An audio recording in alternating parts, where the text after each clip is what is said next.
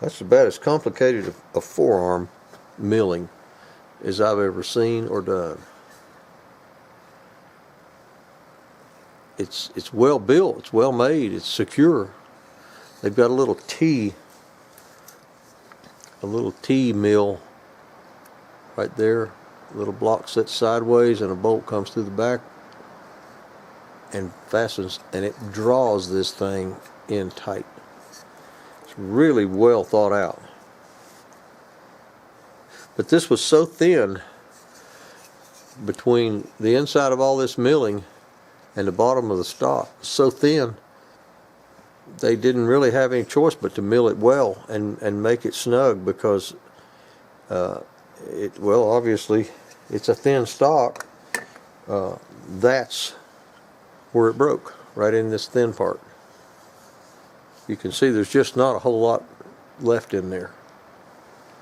So although they gave it a shot, I think they took too much out of it.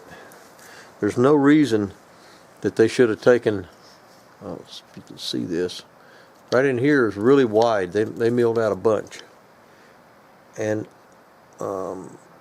right up in here they milled out more than they need to as well.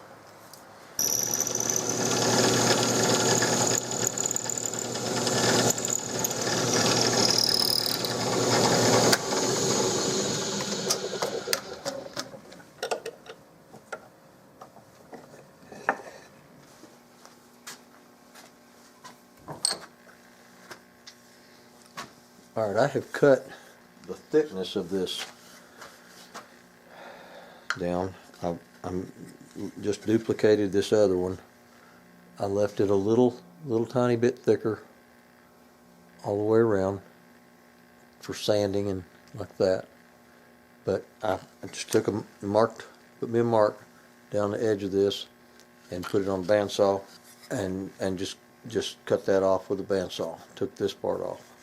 Now I've got the hole that I drilled perpendicular to the other end of this metal, and I've got my hole centered, and I've made me some marks, a center line here, and I'm going to lay out this escutcheon.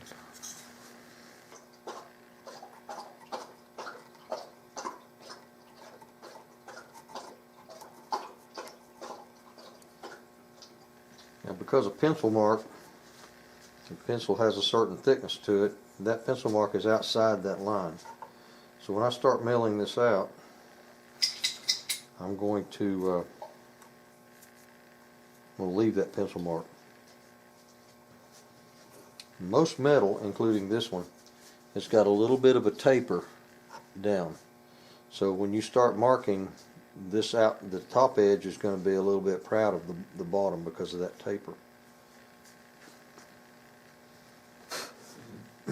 I can put this in my mill and take it out, but I could probably do it easier by hand because this is curved. There's a slight curved little crown in this, and there's a curve in this metal. I can use a Dremel. I've actually got a little tiny base, like a little router base for this Dremel that I could put on there, and that would give me a certain depth. I'll probably mic this and see if it's the same consistent thickness from here to here to here, and do it that way.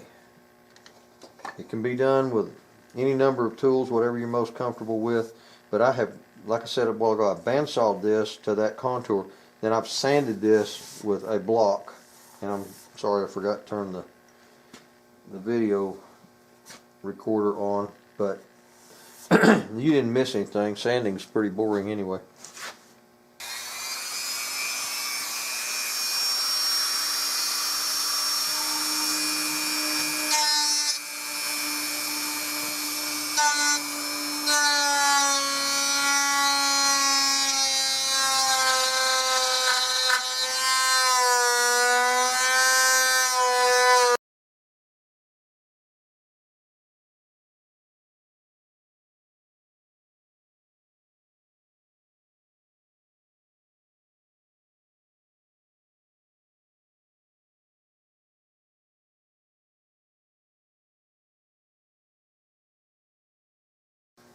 just take a minute here and explain something. Routers and Dremels and drills, well, drills go both ways, but things that go one way go clockwise. And the teeth on these things are cut to go cutting in a clockwise manner. If you're going in a cutting stroke, it prone to dig in. If you go backwards, it tends to ride over, and it's a lot less aggressive. It makes a smoother cut, and you don't end up with dips and gouges that you wish you didn't have. Being my light, I'm coming in with a slant through this opening, I can see better from this side. It's hard for me to see on this side. So that's the reason I just turned my wood piece around.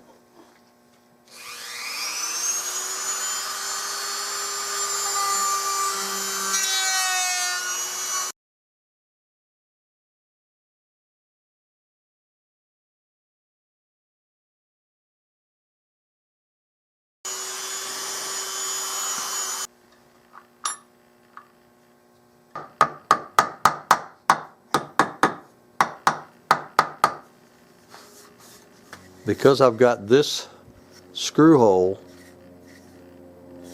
lined up and centered up with this escutcheon,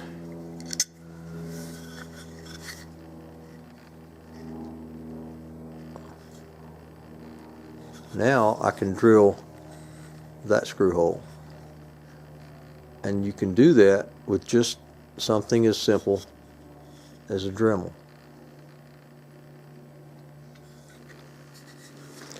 This screw hole, when it's drilled, comes in contact with a hole that is in the bottom of this metal along and right in here. I should be able to drill this one by hand because this escutcheon is a drilling template for me.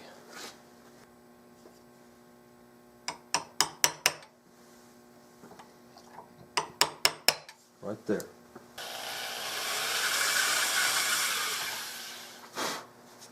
Well, mechanically, it functions. Ejectors work. Tight as Dick's hat band.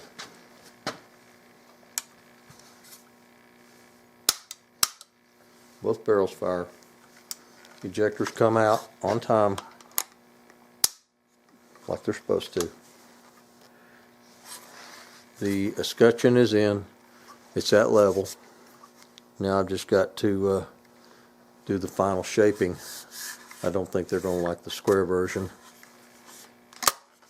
but fine piece. Fine piece. Tight, very tight. Hard to get together though. These things were made. You had to really get your ducks in a row to get these things together and apart.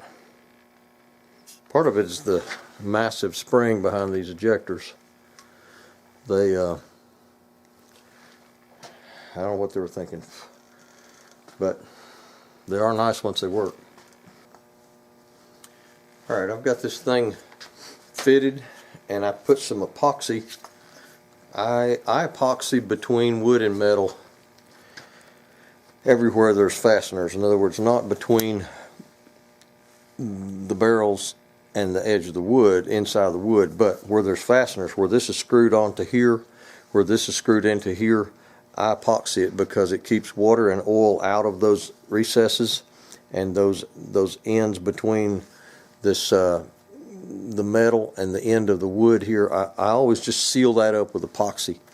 I take walnut dust, mix it with epoxy, and then put a very thin coat in there, clamp it in place, put it in place with the screws, and so it just seals it up and it takes out any microscopic little cracks. It fits like it grew there.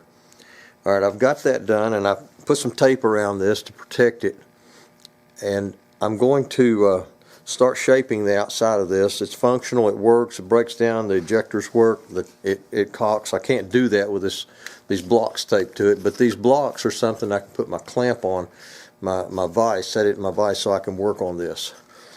Now I've looked at the original and I've measured it, and the original is about 1/8 of an inch narrower up here at the front than it is down here at the back. The back, and it's all centered.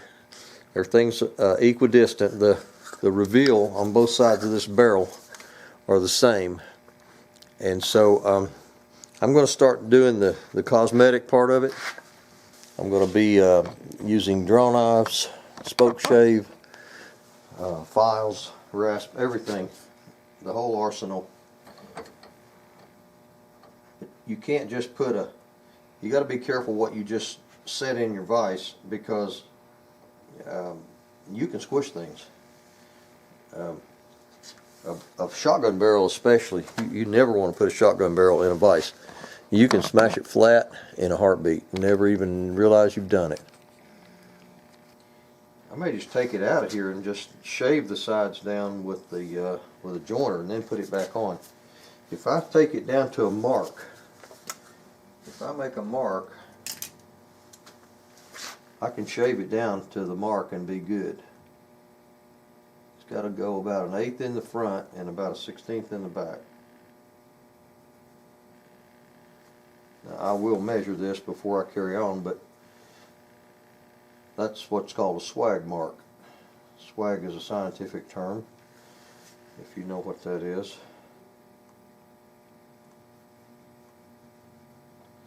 It's an engineering expression.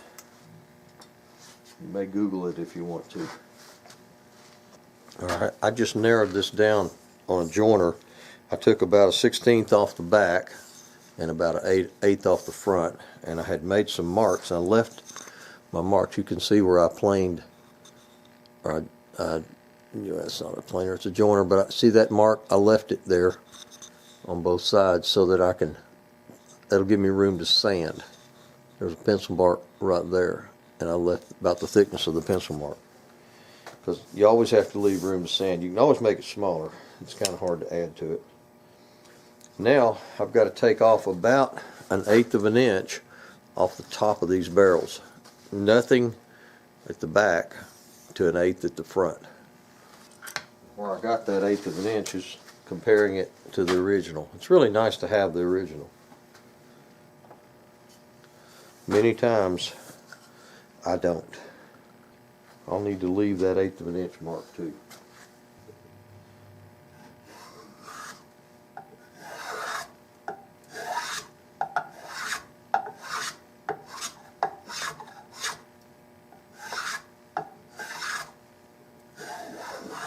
To go from nothing to something, don't ever let your plane iron come all the way back to the back. Just start cutting from somewhere forward of the back,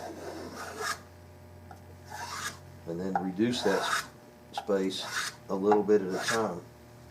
Keep an eye on your mark.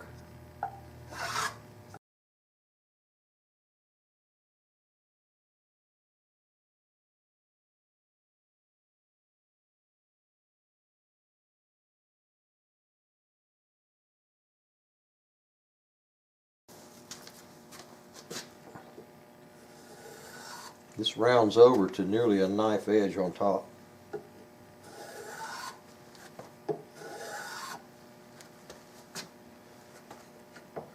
You want to be careful about the pressure that you put on these things in a vise, because you can absolutely, if you get up here where the cavity is, you put too much pressure on that, you can absolutely squish a forearm. Just crush it and make you feel really bad. If you stay down here where it's thick, you're okay.